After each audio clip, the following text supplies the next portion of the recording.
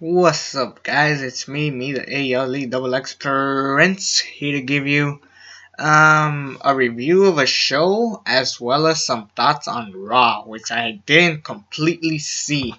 I just saw parts of it on YouTube and just kind of caught up. But Goldberg, yes, people, he's back for good.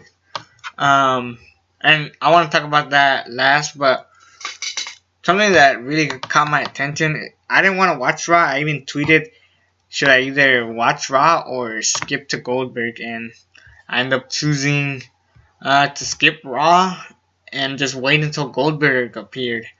Because really there was no point. And then I'm like, well, I'm pretty much free all weekend, all day, my bad.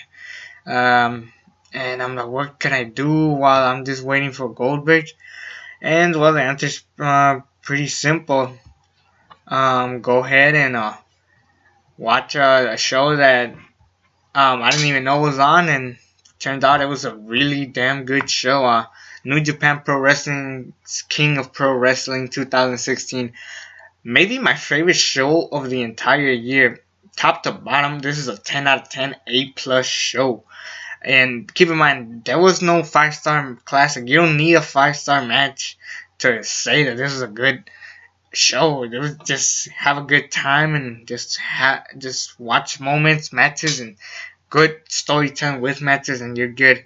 Not a single bad match. Maybe like Team Tanahashi versus Los Innorables, Innobernables, I think it is. Maybe that's like the only weak match, but other than that, everything's pretty good. Chaos had 2 matches. They beat the Bullet Club, but they lost to a Great Bash heel. Both matches were okay. I thought they were good. And then Team Noah versus Team New Japan Pro Wrestling. That was a really good tag team match. I didn't expect that.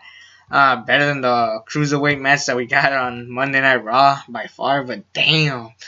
It was such a good match, and I'm really shocked that it happened, and it just gets me. And then Young Bucks beat Ricochet and David Finlay. I think that was another fantastic match. Prince Puma, Young Bucks, David Finlay. I don't know who that guy is, but damn, they all brought their A game, and Young Bucks win and retain the IWGP Junior Tag Team Championships. Guerrillas of Destiny defeated the Briscoes. Maybe the weaker tag team match, but I get it. The show needed to slow down due to the Young Bucks and Ricochet match. But yeah, I think this was an okay match. So I'll give you that. But by far the 3 biggest highlights were the triple main event. Like I said, no 5-star matches. You don't need them. But some could have gone more than others. Some could have been a little bit better. But damn. I almost said that my match of the night was Katsuyori Shibata versus Kyle O'Reilly, because this is like a first time ever. I don't think I've ever seen that match. It's not necessarily a dream match, but when you watch it, you're like, damn, this is like the type of dream match I want to see. And it was just a freaking fantastic match. I think it was just a really good match. Again, no 5 stars. It could have gone. If Kyle O'Reilly won, maybe I could have given it 5 stars, but the fact that Katsuyori Shibata and Kyle O'Reilly just stole the show, being the second best match of the show, says a lot. Kenny Omega defeated Hiroki Goto, I guess, for the briefcase to fight the IWGP Championship. Not as good as the G1 Climax match. Probably the weakest out of the triple main event, but still a fantastic match. Kenny Omega is probably my favorite wrestler this year. Basically replacing AJ Styles now that he's in WWE. He had great matches with Hiroshi Tanahashi, Hiroki Goto, Tetsuya Naito. I mean, this guy's got it all. And if he does become IWGP champion, it's going to be a fantastic moment in the history books. I mean, I know that he's probably going to take on Kazuchika Okada. It's going to be a great fucking match. Maybe even the match whenever that year takes place, or whether it's this year, next year, by far it's going to be almost a match of the year probably. And speaking of, let's talk about the match tonight. Kazuchika Okada versus Naomichi Marufuji.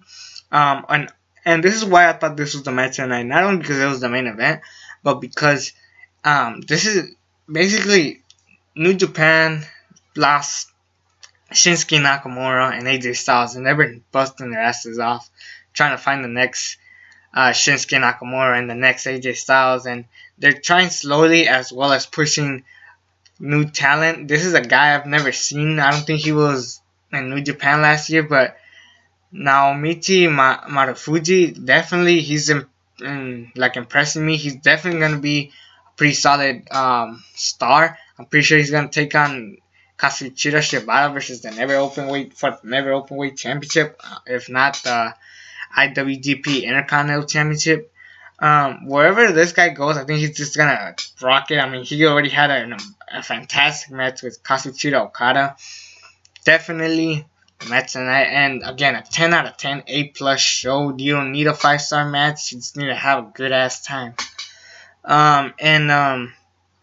Now let's talk about a little bit of Raw. I thought the show sucked from the parts that I've seen. Only one saving grace, and that was it. Everything else you could have skipped. I heard that they're gonna have New Day, Cesaro, and Sheamus being a match next week on Raw, which is stupid because they're gonna fight a Hell in a Cell. They could have just made us wait. They could have just taken on Cesaro and Sheamus. Could have just taken on any other tag team. What other tag teams on right now?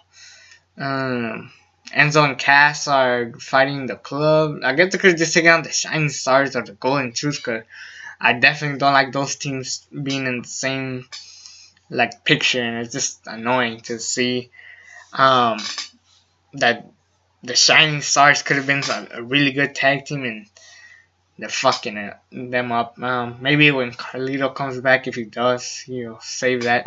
The Roman Reigns Rusev skit was stupid. Charlotte and Sasha Banks are definitely the only thing that I can give a crap about at Hell in a Cell. Everything else is whatever. Maybe TJ Perkins and Brian Kendrick. If you give that match time, it could probably steal the show. I'm not having my hope. Actually, it won't steal the show. I think Sasha Banks and Charlotte will steal the show.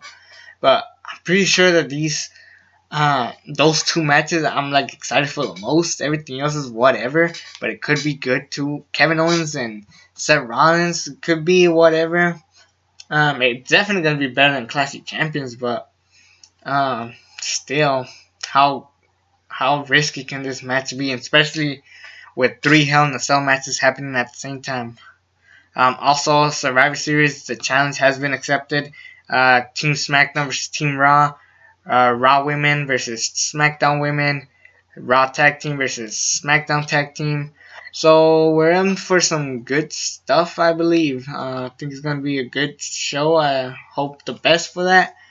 And I guess we could talk about Goldberg now. Goldberg. Yes, he accepted Brock Lesnar's challenge. And, well, who didn't see that coming? And the thing that got me is that he's like, not only will you be next, but you'll be last. So I'm assuming that Goldberg is gonna have his last match here. But also, I have a feeling that Brock Lesnar is gonna win, and this is gonna lead to a rematch at WrestleMania or something like that. Even though I really wanted to see Randy versus Brock, I guess we're not gonna have that at WrestleMania. I want a quality Randy Brock match. The SummerSlam match was whatever, but I definitely wanted that match to happen. And I know they had a dark match at a house show, but I don't like to count that because no one fucking saw it, unless if you were there live. So, I think Goldberg, if this is his last match, he will win. But if not, I'm pretty sure Brock will win. I don't know how people are excited about this match. I mean, Goldberg's older, and the first match that we all know was a piss bomb match, maybe the worst match in WrestleMania history. But whatever happened, I just hope that they manage to pull out a decent match, and please make it enjoyable, make it fun. I mean, that's all I ask for. So And this is basically Star Wars The Force Awakens all over again. We've been building this for like a year. Goldberg's return, and we're just hoping that it's good. You know what I'm saying? Same with Force Awakens and Goldberg. We're just hoping that it was good. Luckily, Force Awakens was amazing. Hopefully, this is too. It probably won't be amazing, but it'll probably be pretty good. I guess that'll be it. My 300 video special is coming. I think I have an idea of what I'm gonna do for my 300 video special. I'll let you guys know later, like what the video might be. But tomorrow I might review Too Fast, Too Furious. I know I forgot about the Too Fast, Too Furious franchise. I'm gonna continue it and hope for the best again. Again, it's me, the ALE Prince. Subscribe to this channel if you haven't already. We had 60, it's 59. Let's make it 60, maybe even more than that. Please, I'm begging you guys to subscribe. Until then, I'm out.